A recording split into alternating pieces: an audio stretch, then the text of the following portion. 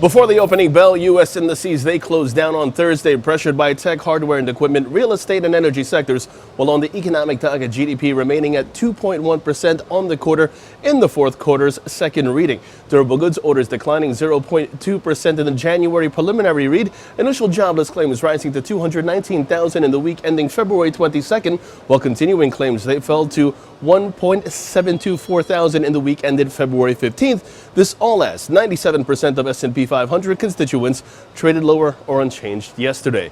Meanwhile, after the markets closed, Baidu disclosing fourth quarter adjusted EPS of 26.54 yuan, better than expected, up from 13.18 yuan a year ago on revenue of 28.9 billion yuan. Beyond Meat announcing fourth quarter LPS of 1 cent from $1.10 a year ago on net revenue of $99 million. That figure above estimates and up 212% on the year.